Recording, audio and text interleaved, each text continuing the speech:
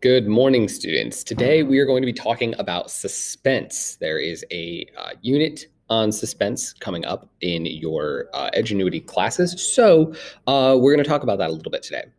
So the goal today is to learn what suspense is and observe suspense being used to help us understand what it is.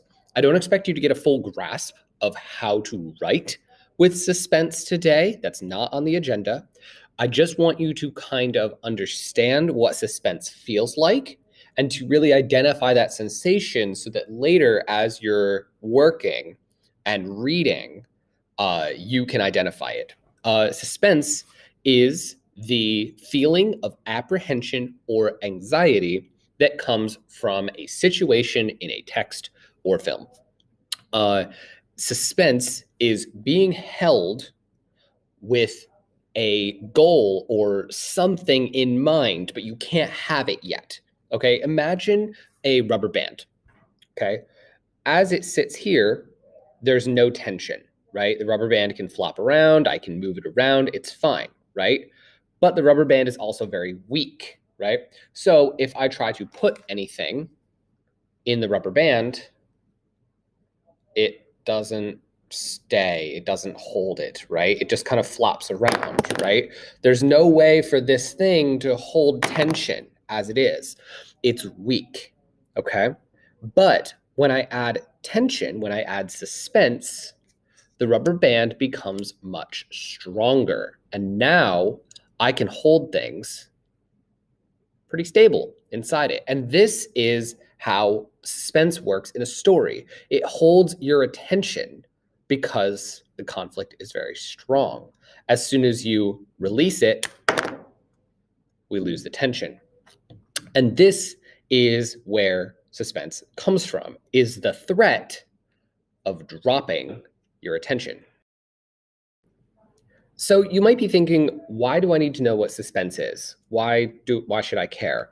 Well, suspense is not just used in literature. Suspense is also used in film, and suspense is one of the most fun emotions to feel when you are reading or watching something. Without suspense, we don't have a reason to keep going because we want to experience that feeling of the tension finally being released, right?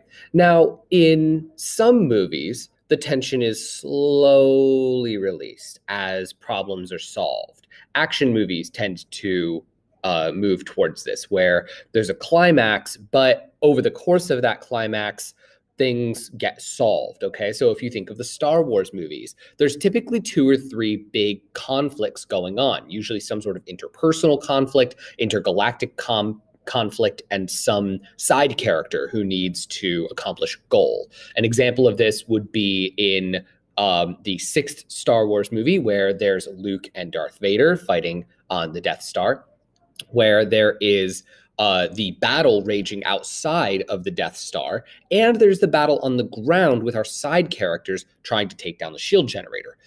But all 3 of those things don't happen at the same time. In fact, they take place over about half an hour.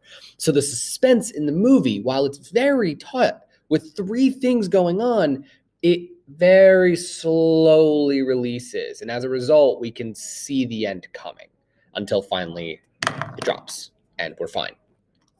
But there are some movies where the suspense goes right away.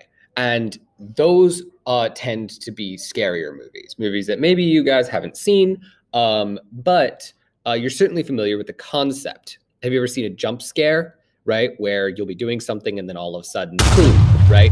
Big scary thing pops up. That is usually accompanied with sound. It's usually accompanied with a lot of suspense, because a jump scare takes a suspenseful situation and then suddenly breaks it, right? That rubber band comes snapping right back in your face and you get scared. Okay.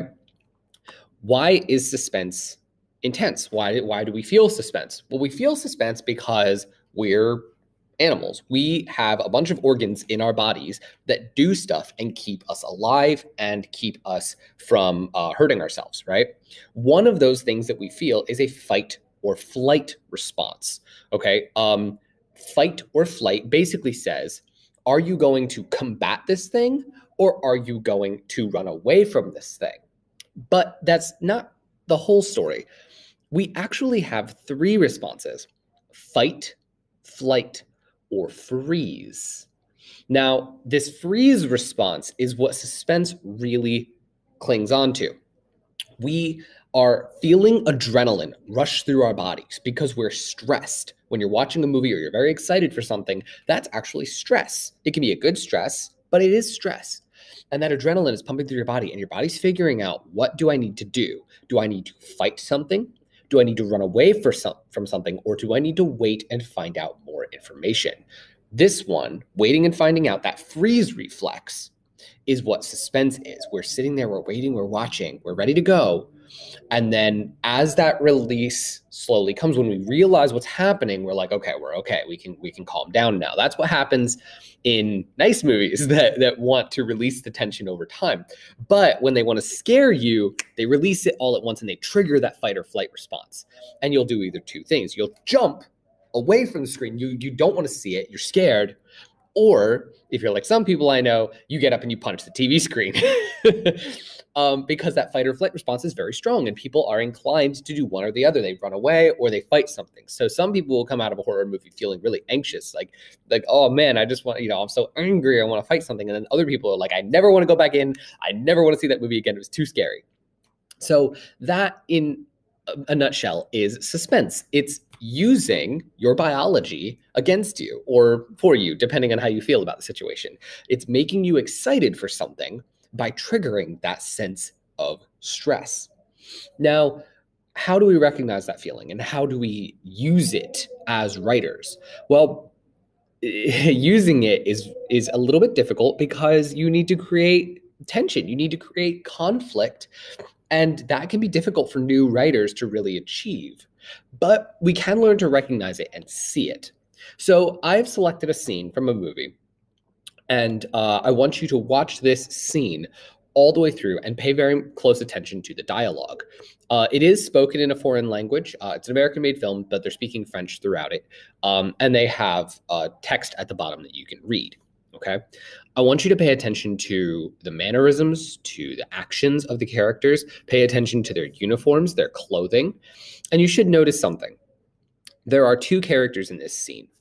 One is a male wearing a military uniform. You should recognize that uniform is a pretty nasty one, as it is a German uniform from World War II. This dude is a Nazi.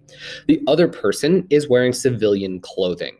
She is not a member of the military and is at this restaurant at his request. Okay? Now, I want you to watch the scene, read the dialogue, and see if you can feel the tension or the suspense between the characters. Okay?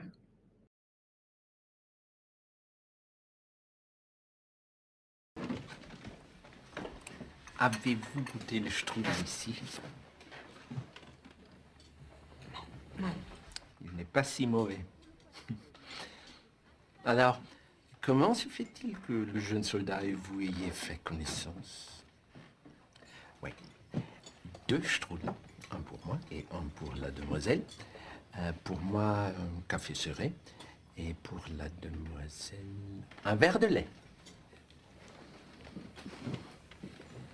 Donc, mademoiselle, vous commenciez à expliquer? Il y a encore 2 jours, j'ignorais l'existence du soldat isoleur et de ses exploits. Pour moi, le soldat n'était qu'un client de mon cinéma. Nous avons discuté quelques fois, mais... Mademoiselle, permettez-moi de vous interrompre. Ceci est une simple formalité. Aucune raison de vous inquiéter. Ah, veuillez m'excuser, j'ai oublié de commander la crème. Un instant.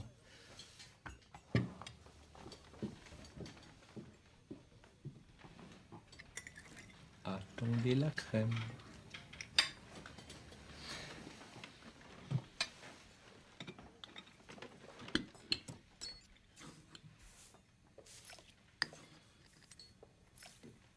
Alors, Emmanuel.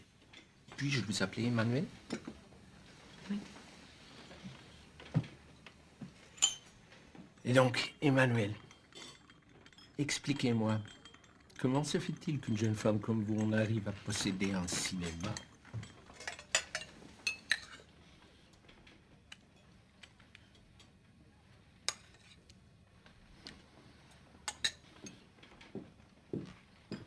Après vous.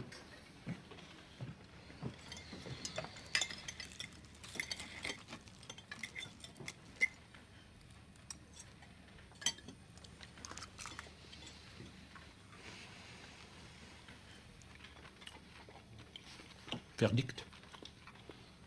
Comme je disais, pas si mauvais.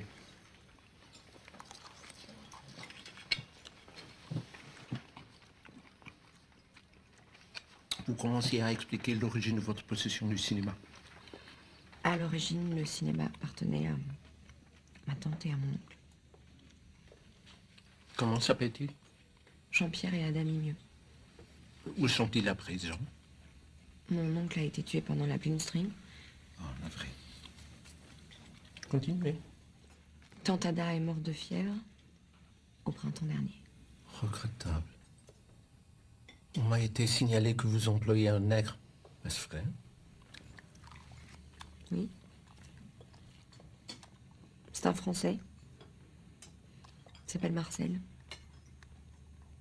Il a travaillé avec mon oncle, ma tante et mon oncle depuis l'ouverture du cinéma. C'est la seule personne qui travaille avec moi. Faire quoi? Projectionniste. Il est valable? C'est le meilleur. En fait, on peut voir en quoi ce peut être un bon métier pour eux.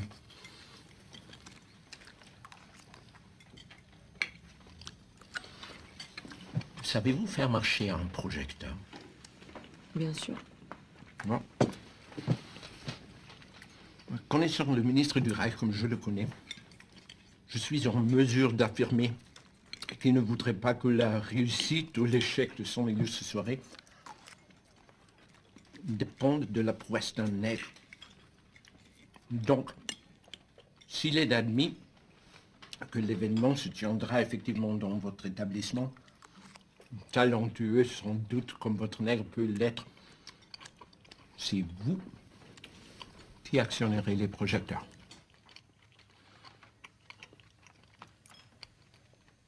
C'est acceptable? Oui.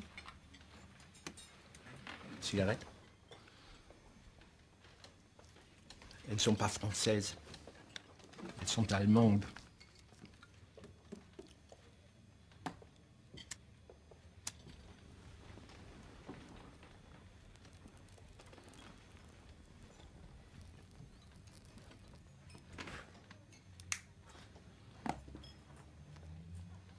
Il y avait une autre chose que je voulais vous demander.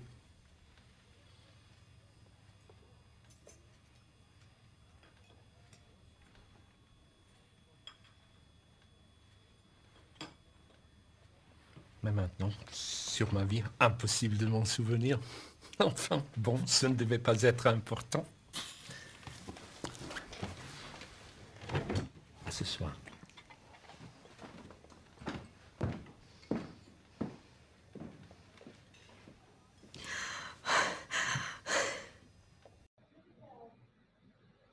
Pretty intense, right? So, I want you to take a second and think about what made that scene suspenseful and what let off the tension, right? When did the rubber band finally snap? Okay, so take a look at these next couple of questions and answer them.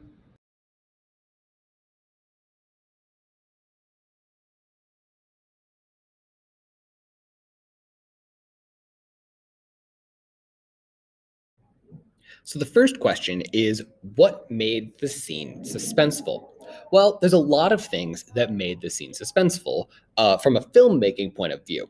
We could talk about the sound effects, the fact that there's no music in the background. We could talk about the intense camera angles, the close-ups, the long shots on their faces. We could talk about a lot of those things, but this is literature, right? We're not just studying film. So let's stay away from that end of things and think more about the characters. First off, there's power between these two characters. One is a woman named Emmanuelle. She's sitting very sort of softly in the background, away from this officer who just fills up the room with his presence. He is calm, he's collected, he's just chattering away, having a good time, but she is clearly not having a good time. Everything she does is very concerned about making him comfortable and happy, right? She even goes to eat the strudel and he says, no, no, no, wait for the cream. And so she obeys. It's not as simple as like, well, I don't care about cream, right? She eats it anyway. She doesn't even take a sip of her milk. She's just terrified of him. So that is suspenseful. We also know from context that this dude is an officer in a very bad, evil army. This guy is very, very evil, right? For being a part of that situation. He's a bad dude. So right off the bat, we know that he's dangerous. And then he asks a very dangerous question. Hello, Mel. Sorry, you can't leave. He asks a dangerous question. He says, I understand you have a black man in your employ. Now, if you know anything about history, you know that Germans and minorities didn't get along so great, right? Anybody who was not Aryan, anybody who was not a Nazi, was inferior to them. So they would potentially harm this person, Marcel, who's under her employ. So there's a lot going into the scene here, right? And he starts to get at the real reason after a few minutes. Now, why did this take so long? This is a 5-minute scene, but he only asks her one real question and then gives her one real command. This could have been a 30-second scene, right? They're sitting at the table and he says, I understand you have a black man in your employ. She says, yes. He goes, what's he doing there? She says, he's a projectionist. He's a really good projectionist. He runs the cameras. Okay, but if we use your venue, we don't want him there. Do you understand? She goes, yes. Then he gets up and walks away. It took me like 10 seconds to say that. Why did it take 5 minutes for this suspenseful scene to play out? Now, if you remember, he ordered strudel, he ordered milk, he forgot the cream, and the waiter had to come back to the table 3 times, every time interrupting their conversation and causing them to restart. This is real. This happens in real life, right? Every single time you go to a restaurant, you have to stop and wait and do the whole thing, right? So there's this incredibly tense moment between these two characters where one dude is basically threatening, hey, if we see this dude at your theater, bad things are going to happen, right? He's strong-arming her, and the whole time she has to just hold it together every single time. This waiter comes back and interrupts them and causes it to take longer and longer and longer, right? You see where I'm getting at? So the suspense is building the whole time. Question number 2, at what point in the scene did you feel the most suspense? Well, this could be a lot of different moments, okay? But one place it certainly is not is at the very beginning, and another place it certainly is not is at the very end, okay? The suspense that is being created is most likely going to peak somewhere in the middle or sort of towards the middle end, right? There is one moment in particular where he stops and he stares at her and says, I swear I had another question, and it's real close, right? It's real close in their faces. He looks deadly serious, and then he says, oh, I've forgotten, right? That moment where it seems like he's made his threat and he's ready to do one more thing, but then he doesn't, right? So why did Emmanuel feel suspense? Question 3 should be pretty obvious. She's under threat, right? She's terrified of this guy. And question number 4, when did the tension in the scene finally release? That is the last question, and I think you can all sense it when you're watching that scene, which is at the end where she literally finally can breathe. It's the guy leaving the room. So ultimately, all the sense of tension, all the fear leaves the room when he does. Okay, the waiter coming back and doing all this is lengthening the amount of time that this scene is going on, and it's suspense, and it's holding your attention, and it's pressure, right? And finally she releases and just like breaks down in tears because she was so scared the entire time, and she was just barely able to hold it together. That is suspense. Could the filmmakers have just had this scene happen in 1 minute and it still feels suspenseful? Yeah, but they said, no. We're going to have the waiter come back 3 times. And then we're going to have the guy forget a question. And it's just going to drag out and make you feel all that suspense, right?